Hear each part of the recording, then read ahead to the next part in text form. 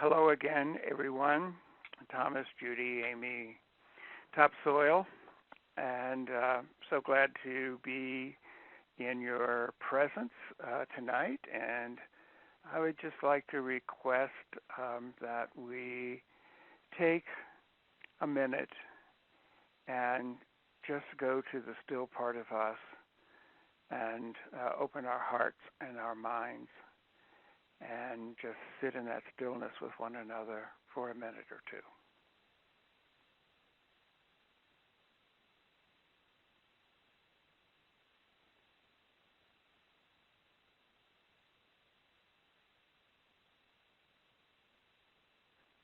Well, beautiful. That's a nice, deep silence.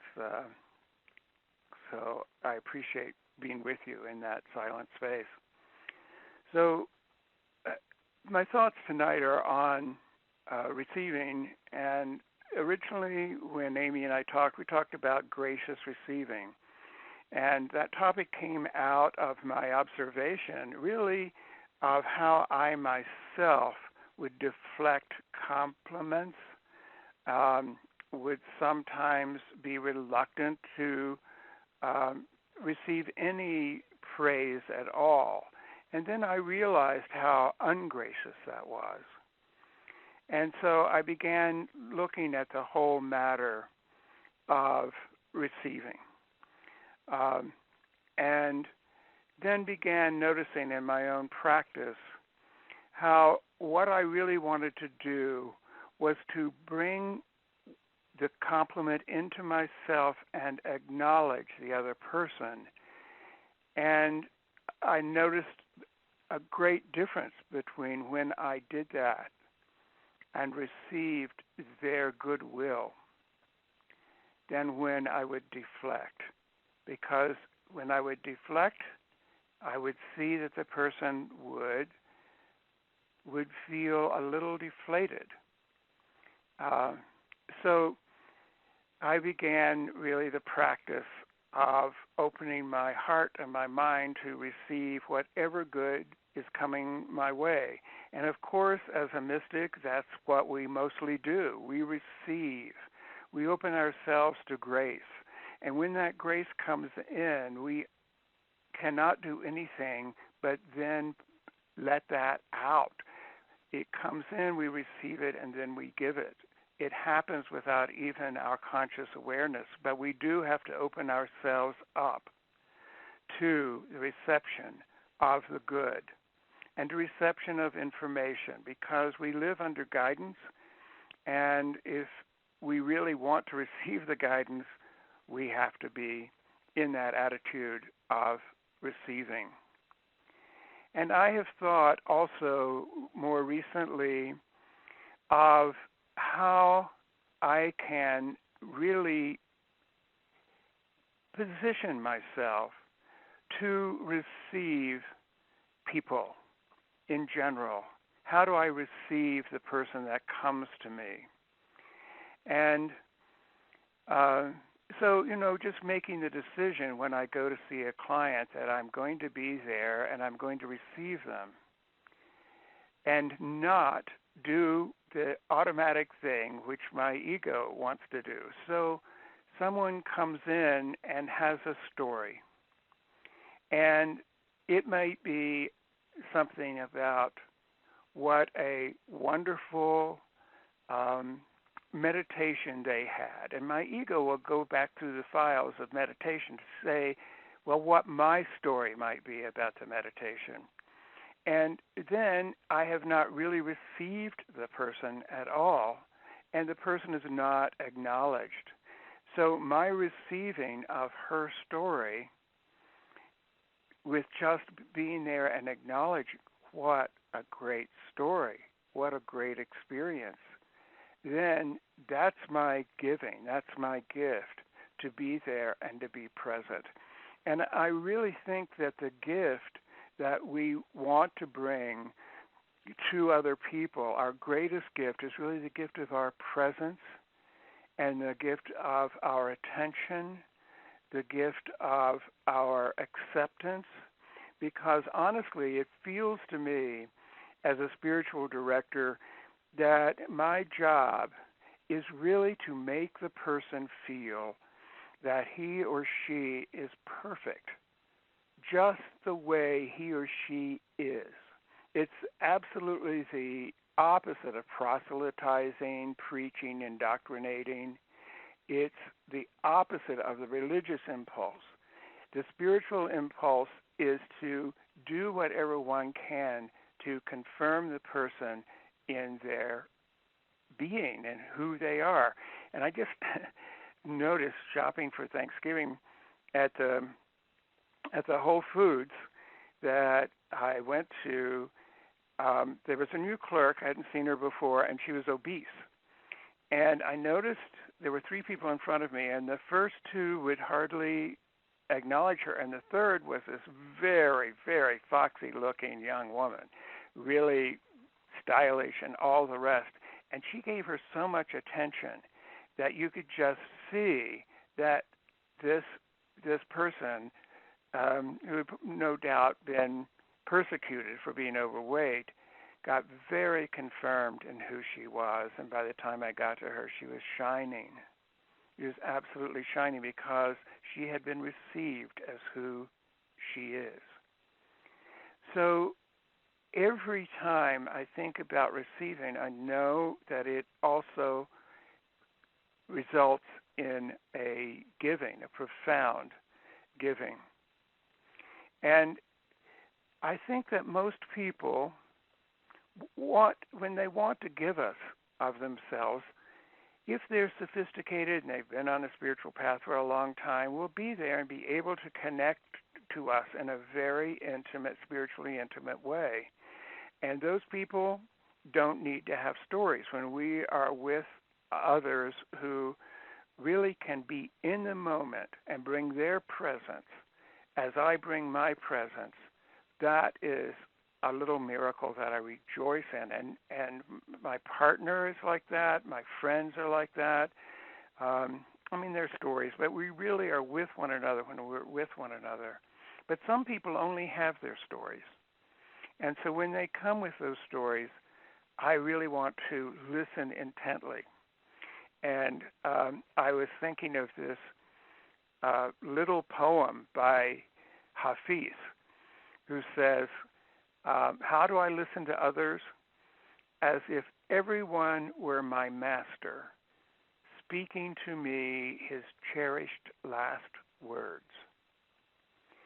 And that act of receiving another is a grace. And then I ask myself, how do I make myself available so that people feel they can come to me and that they will be received?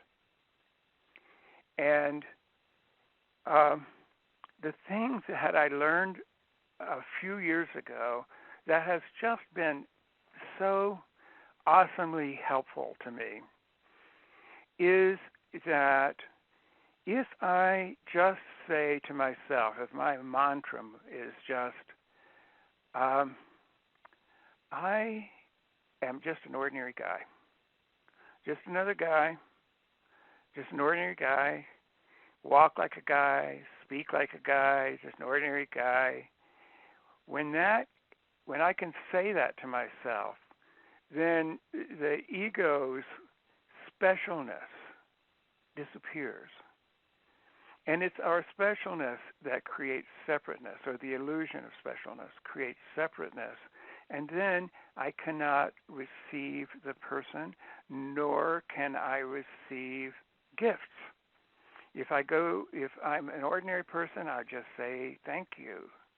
If I get into my ego, I think, oh, what a drag. I have to give them something back now. They've given me a gift. Or they've given me a compliment. I have to give them something back. That's coming from my ego and from that sense of specialness and separateness.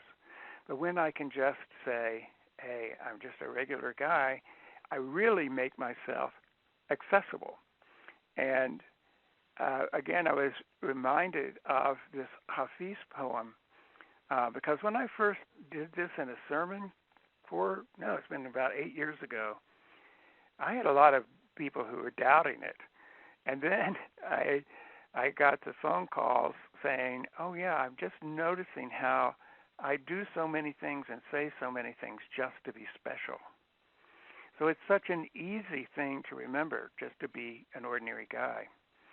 And I remember this poem from Hafiz, again, who says, greatness is always built upon this foundation, the ability to appear, speak, and act as the most common man, as the most common man. And so that has been a really wonderful gift to me in terms of receiving the other person, and it is receiving the grace of the other person, and it is a gift to them as well that can be accessible. And so that I can listen to them as if my master were speaking his last cherished words. Now, when I think about receiving in a radical sense, which I've been doing, this year with our hopes and dreams for more awakening on the planet in December, I'm thinking, what is it we really are wanting here?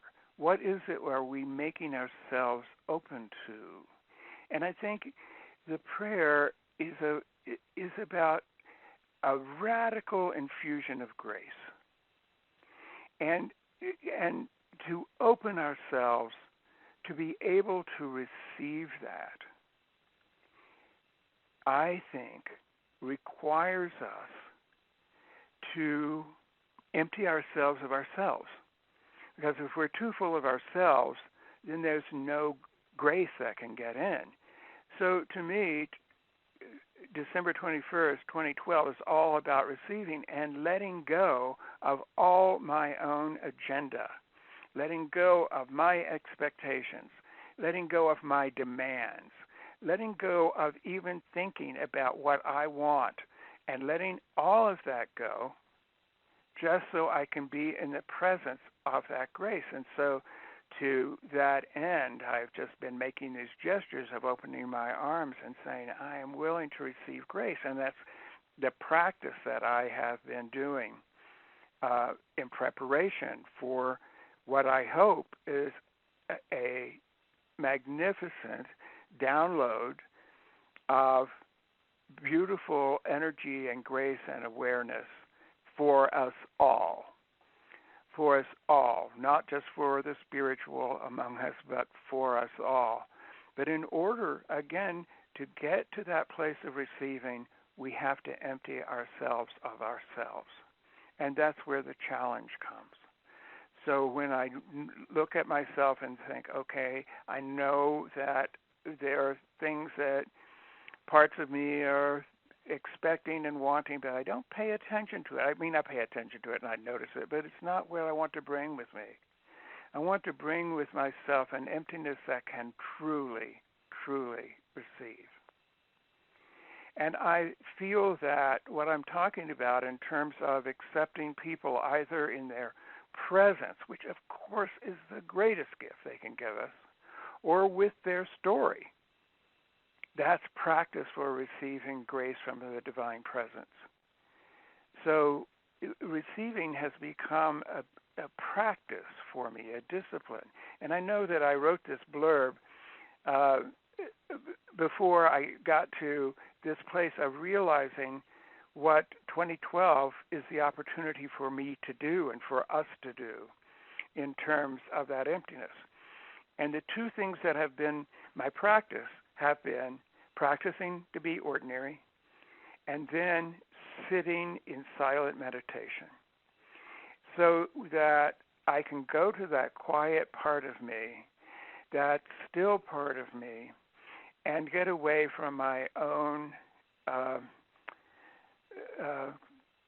monkey mind and from my own little desires. I can get into that place of stillness and silence, which I think is a great preparation for next month, for the grace that's coming next month. So I've come to believe that for us as people on a conscious spiritual path, the notion of conscious receiving, gracious receiving, and radical receiving are really part and parcel of what we are here to do. So my friend Hafiz has been very helpful with this. And if I want to read another Hafiz poem that I think is very relevant to what I'm learning these days, and this is a great little poem that says, "Let your intelligence begin to rule whenever you sit with others. Using this sane idea, leave all your cocked guns in a field far from us. One of those damn things might go off." So what he is saying here is to leave our cocked guns, which are our own stories, our own confronts, and leave those and be at the service of the other. And that's what it means to sit in intelligence. And then when the other wants to hear about my presence, or wants to hear about me, or wants to even hear a story, what was it like at John of God? What was it like on Mount Everest? What's it like to do a concert with an orchestra? Then I can offer my story from a place of my heart, and they will then receive it with a sense of joy because they've been received. So when we're asked, then we come forward with whatever that is, to be able to give the gift of what's asked of us in the moment.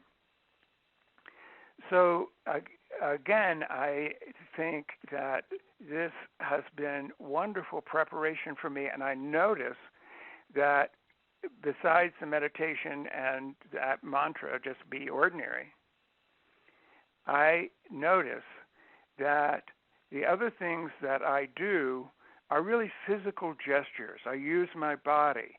I just bring my arms up across my torso and through my heart chakra and just open my arms as if receiving, and doing this gesture of just receiving grace into myself.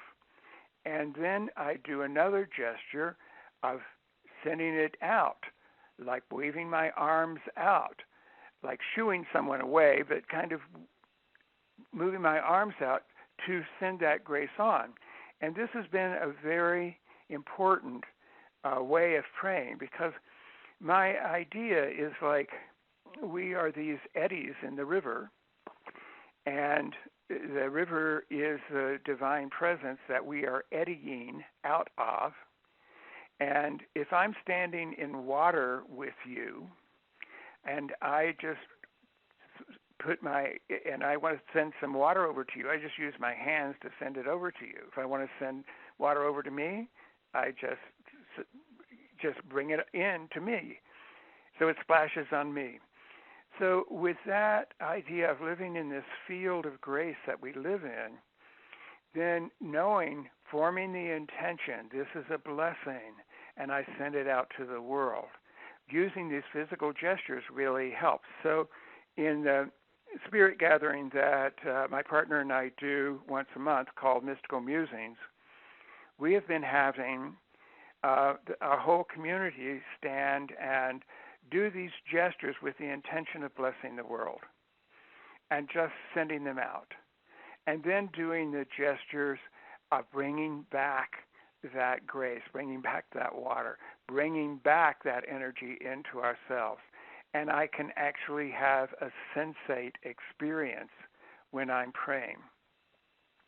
The other thing I notice that is very helpful in terms of preparing to receive whatever good and great gift is coming to us on the solstice is to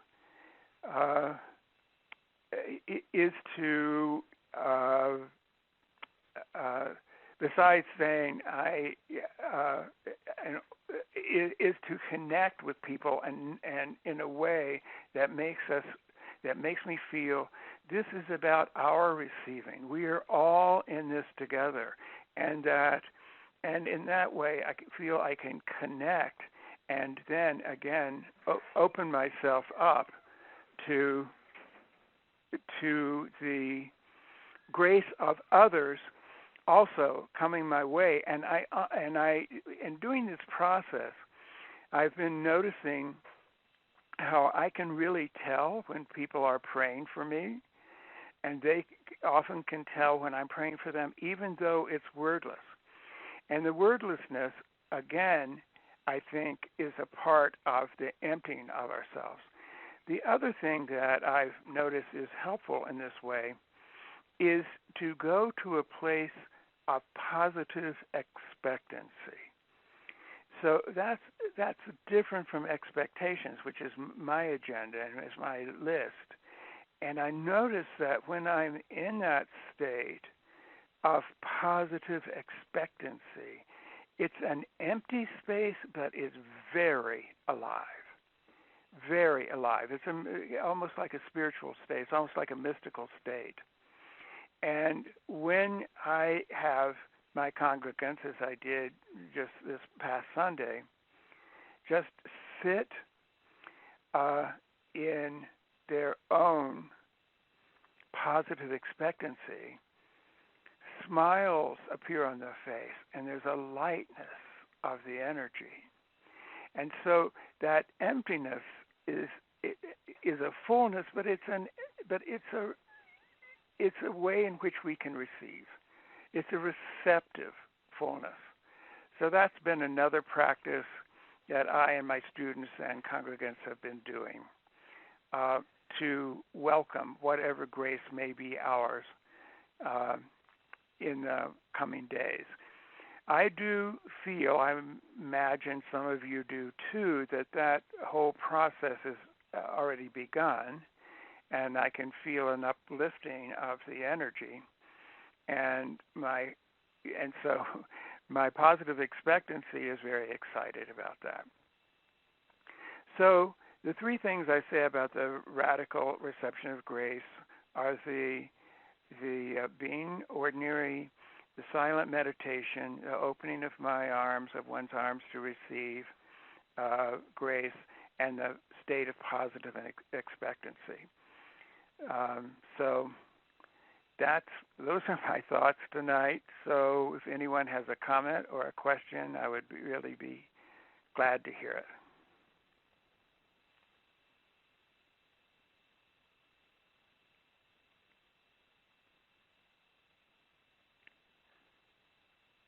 Hi, Myron. This is Amy. Yes, hi, Amy. I very much liked what you had to say and resonated with it deeply. I just want to say thank you for sharing your process and your thoughts and, opening the dialogue up to this level, because I really find myself in deep agreement with you and have similar experiences myself. Uh-huh. I noticed the echo starting, so maybe it's from my phone. So I'm going to go mute again. Okay. All right. Anyone else have something to offer on the topic of receiving?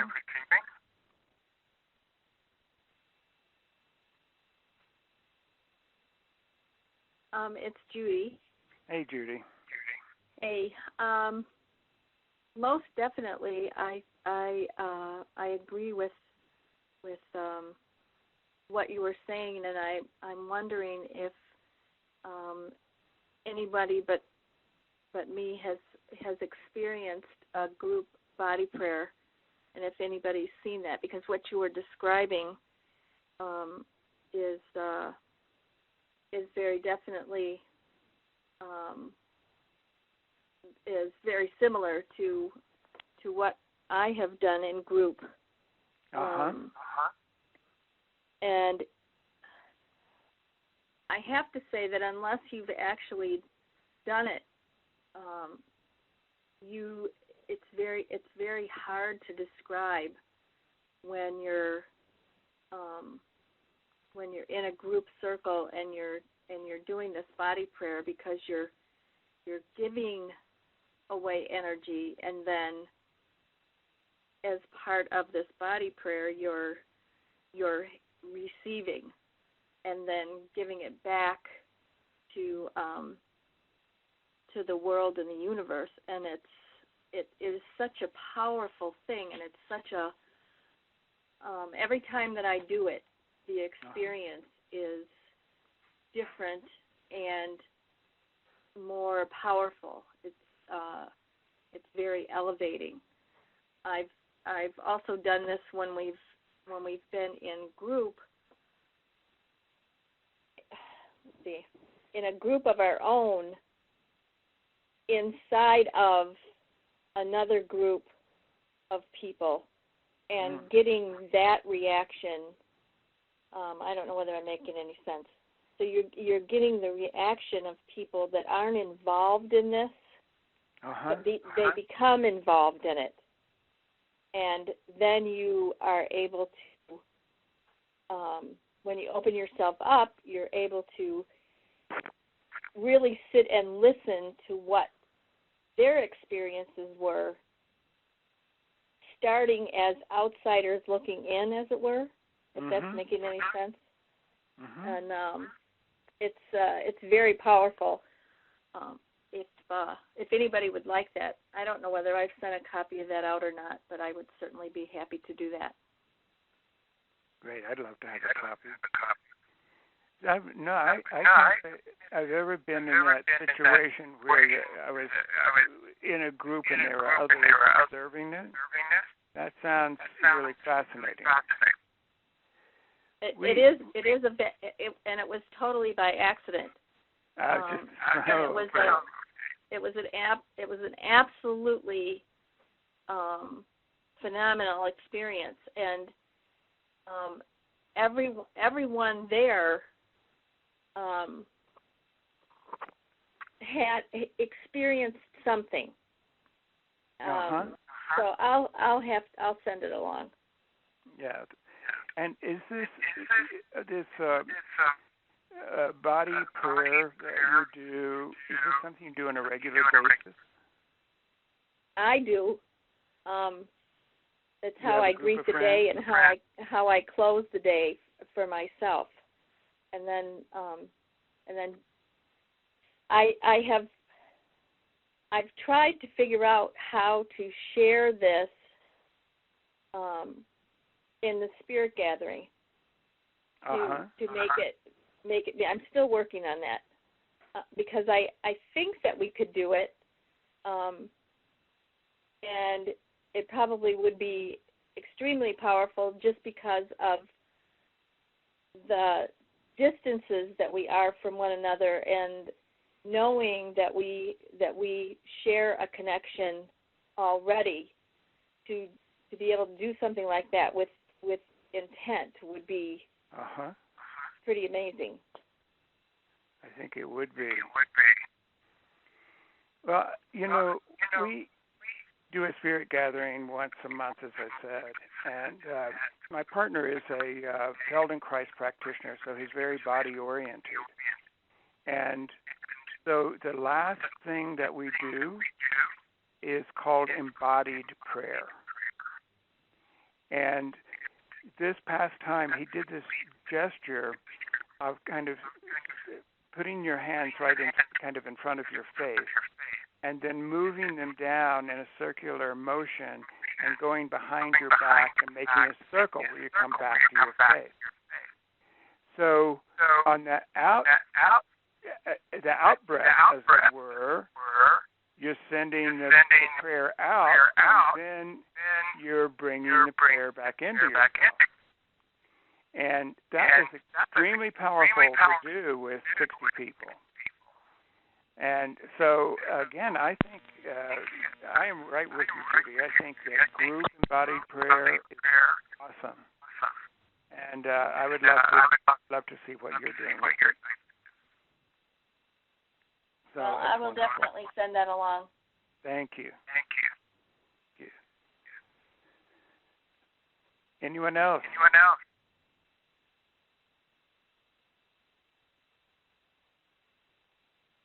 It's topsoil. Topsoil. I'd say something about receiving and self. I also liked and resonated with what you were saying. I think in the way I language things, I often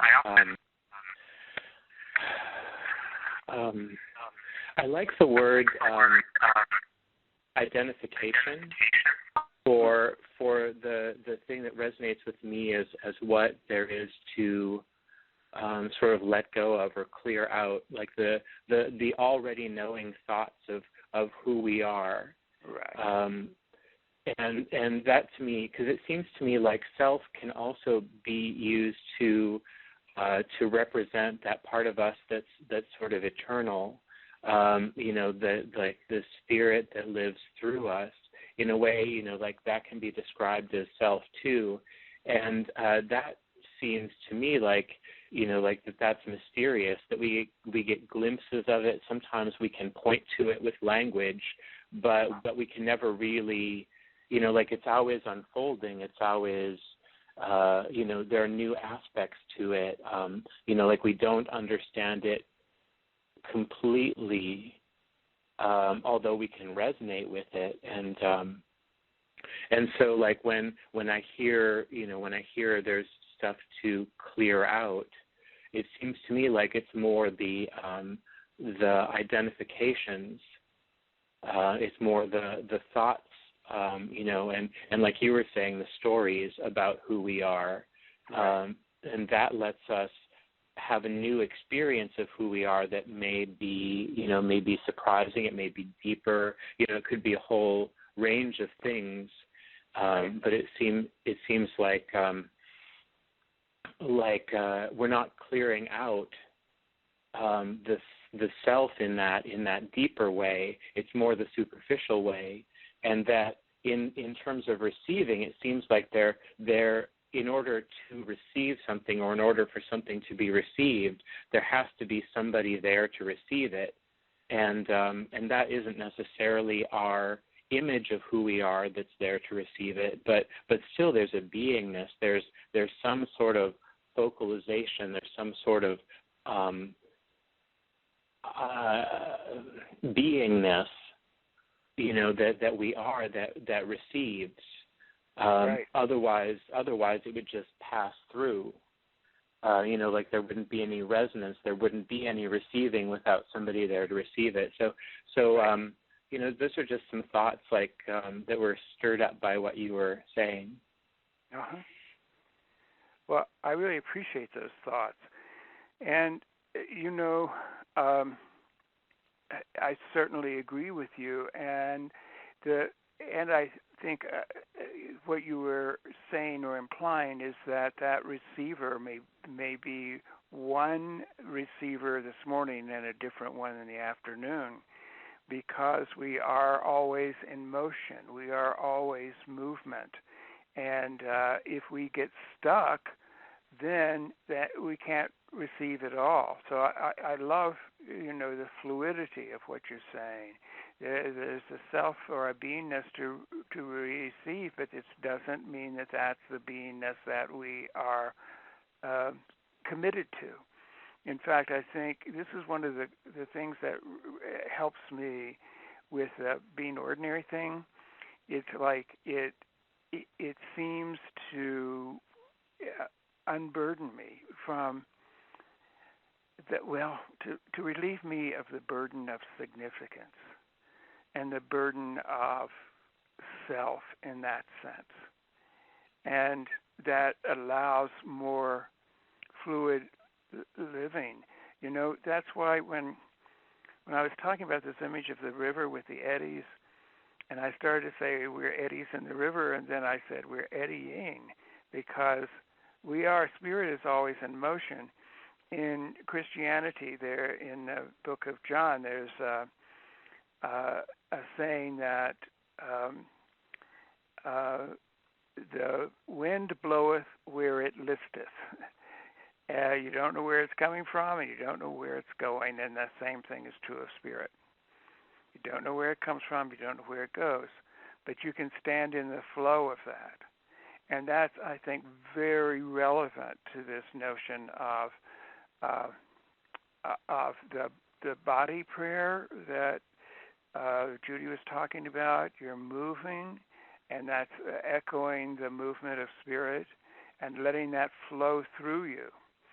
And, you know, one of the other things, so thanks so much, Topsoil. I really love what you had to say. Thank you. You know, one of the other things that what you just said brings up for me is that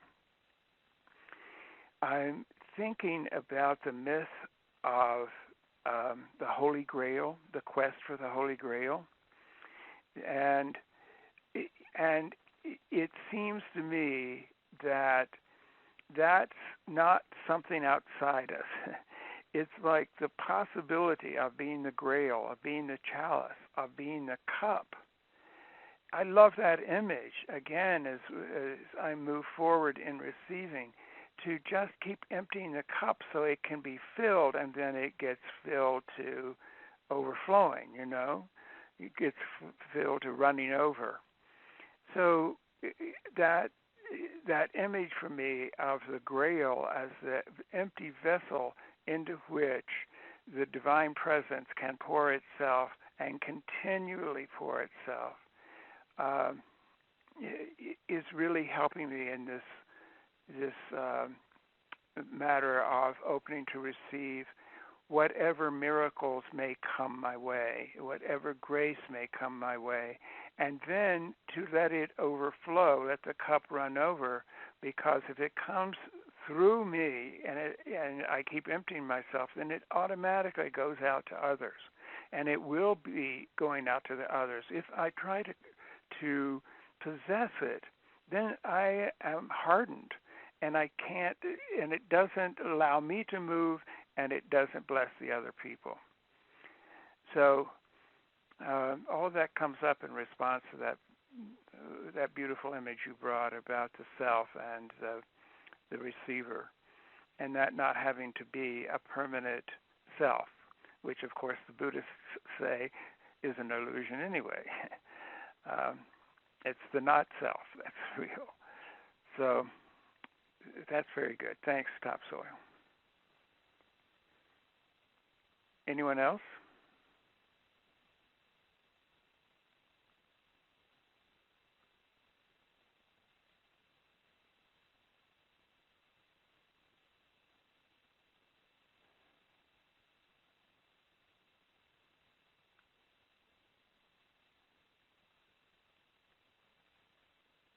Well, I'm very appreciative of everyone being on this call and of receiving my spontaneous thoughts about receiving and allowing me to share with you the practice, my own personal practice, that is working for me and which allows me to move forward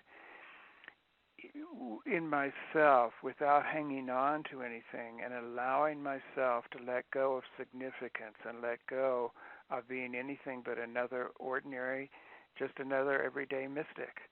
You know, there was a 13th century mystic who wrote, I really woke up when I realized I'm just another mystic. So that really has been helping me, and thank you for letting me share that with you.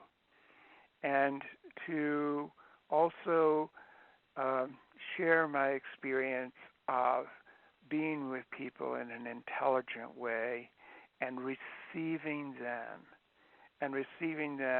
as they are, and in just letting them know energetically in some way that you would not change one thing about them. Because that's why so much of the world is brokenhearted. Because they have been told they either have to follow all the Christian tenets or the Islam or whatever, that they're not all right as they are. That's the message. That's the message of proselytizing. And that's not the message that we want as spiritual beings to give out. But the message of you are loved, you are accepted, you're unique, you're an extremely important part of this whole web that we're members of, and all important thoughts of the Creator. So I am extremely thankful to have your beautiful presence with me this evening. This really puts a smile on my face. So thank you, everyone, very much. Thank you, everyone, and happy Thanksgiving. Yeah, happy Thanksgiving. Good night.